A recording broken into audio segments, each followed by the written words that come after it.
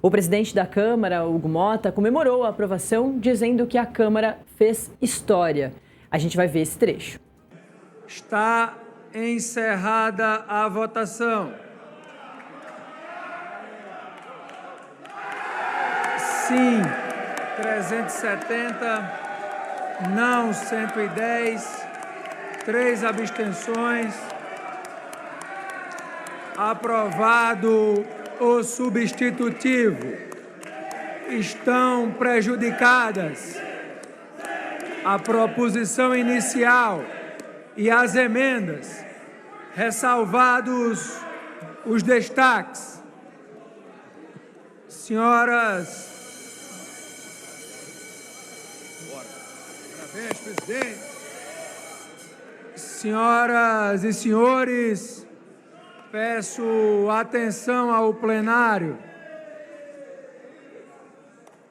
Senhoras e senhores, peço atenção ao plenário para um breve comunicado que este presidente gostaria de fazer. No debate que envolveu este marco legal de combate ao crime organizado, não existiram heróis e vilões. Os lados políticos podem até fazer valer suas narrativas, mas nunca podemos esquecer que o verdadeiro vilão é o crime organizado. E o herói é o povo brasileiro, que sobrevive todos os dias com um crime cada vez mais organizado. Hoje, nesta data, a Câmara dos Deputados faz história. Entregamos uma resposta dura contra os criminosos. Não é uma vitória de A ou B, é uma vitória do Brasil. Para o governo Lula, a aprovação do PL foi vista como uma derrota. Os governistas haviam apresentado 2 requerimentos para adiar a análise e um para retomar a versão original enviada pelo presidente Lula ao Congresso. Todos rejeitados pelo plenário. Mas quem vai trazer mais detalhes sobre esse dia movimentado lá na Câmara dos Deputados até tarde é a Marília Ribeiro, que nos traz mais informações. Bom dia, Marília.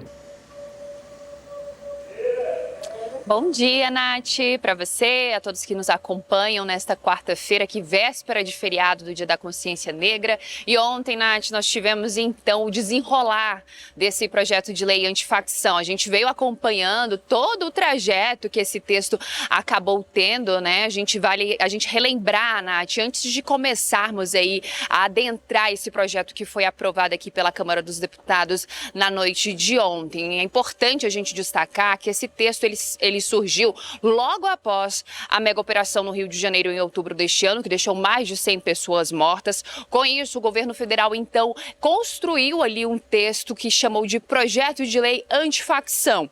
Esse projeto, então, ele saiu do governo federal, veio para o Congresso Nacional. Por se tratar de um projeto de lei, o trâmite normal, né, o trâmite de praxe desses projetos é que eles sejam analisados primeiro pela Câmara dos Deputados e depois pelo Senado Federal, e foi isso que aconteceu.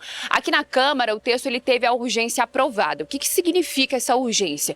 Que o texto não precisou passar por comissões e foi direto para a votação no plenário da Câmara dos Deputados. Com isso, com esse projeto já iniciado aqui na Câmara, Hugo Motta, presidente da Casa, ele precisaria então indicar aí um relator para essa proposta. E ele indicou Guilherme Derrite, que é deputado federal, mas também que era secretário de Segurança Pública do Estado de São Paulo, do governo de Tarcísio de Freitas. Essa foi a primeira resistência encontrada aí por parte do governo. A relatoria ficar com Guilherme Derrite, que tem Tarcísio de Freitas, que é apoiador do ex-presidente Jair Bolsonaro. Com isso, Guilherme Derrite, então, ele precisaria apresentar seus pareceres, né? Ele apresentou ali um primeiro parecer, que nele ele tirava ali boa parte do texto que saiu do Executivo, ele colocou ali, então, para poder mexer mexer na lei antiterrorismo e também para mexer nas atribuições da Polícia Federal, o que acabou não pegando muito bem, Nath. A gente trouxe toda essa contextualização aqui no Acorda e em outros programas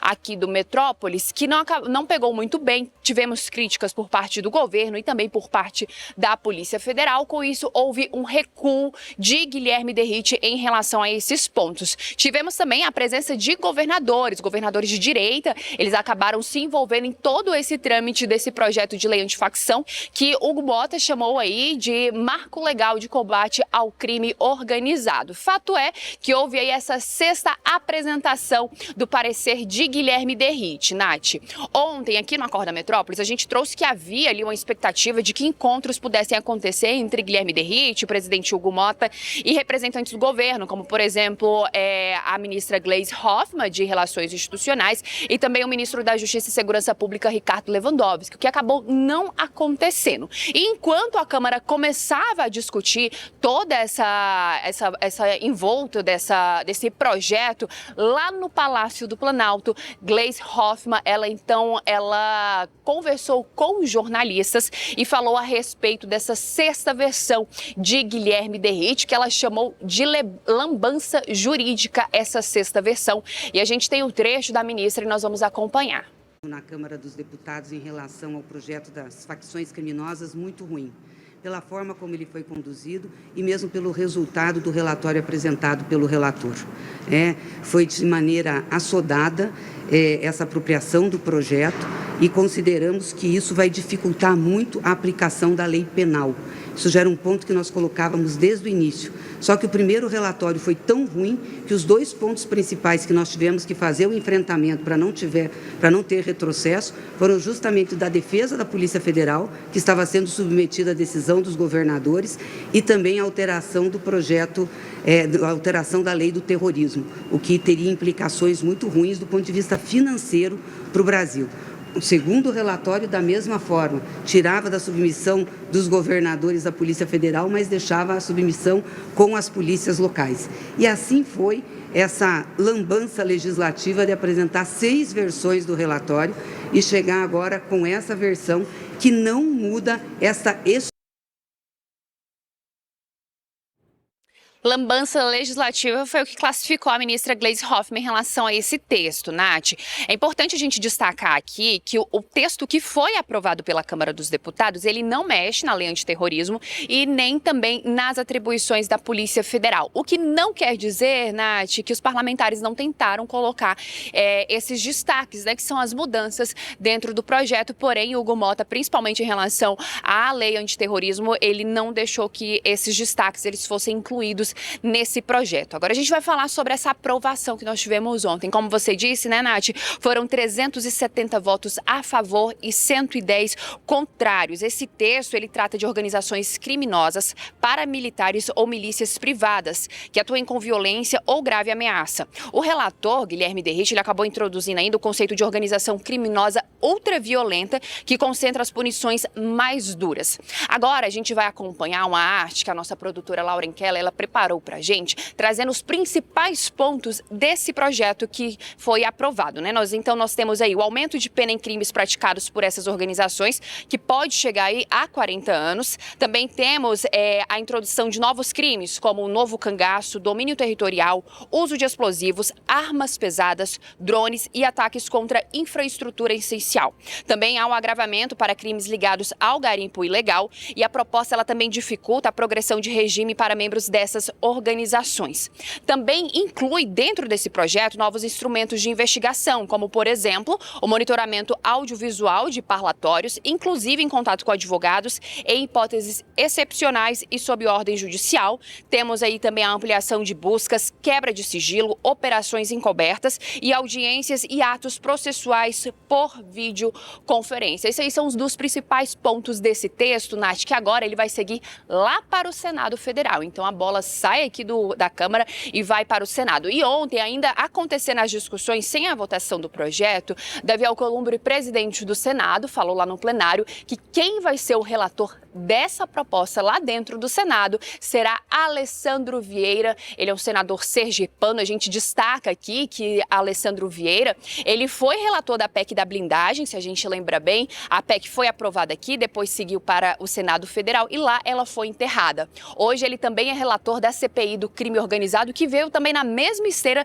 da mega operação que aconteceu lá no Rio de Janeiro, e agora ele será também relator desse PL antifacção, ou então o marco legal de combate ao crime organizado. O que a gente tem, assim, Nath, por enquanto, é que as discussões dentro do Senado, elas devem ser um pouco mais tranquilas, menos acaloradas, diferente do que aconteceu aqui na Câmara dos Deputados, que houve aí diversas divergências. Nós tivemos aqui na Câmara a união do Centrão junto com a oposição, ali parlamentares ligados ao ex-presidente Jair Bolsonaro se uniram para poder dar essa derrota ao governo, que não queria a votação do projeto como ele foi aprovado. Pediram aí também um adiamento, mas fato é que o projeto foi aprovado e agora ele segue lá para análise do Senado Federal, que promete ser um pouco mais tranquilo, e a gente precisa aguardar, né, Nath? Porque previsão mesmo não tem como a gente confirmar. Vamos saber se de fato será tranquila essa tramitação, se haverá mudanças. O que nós já sabemos é que o governo ele já vem conversando com Alessandro Vieira para poder colocar mudanças nesse texto que foi aprovado pela Câmara dos Deputados. Sendo aprovado lá no Senado Federal, né, Nath, o texto ele segue para a sanção do presidente Lula. É isso, né?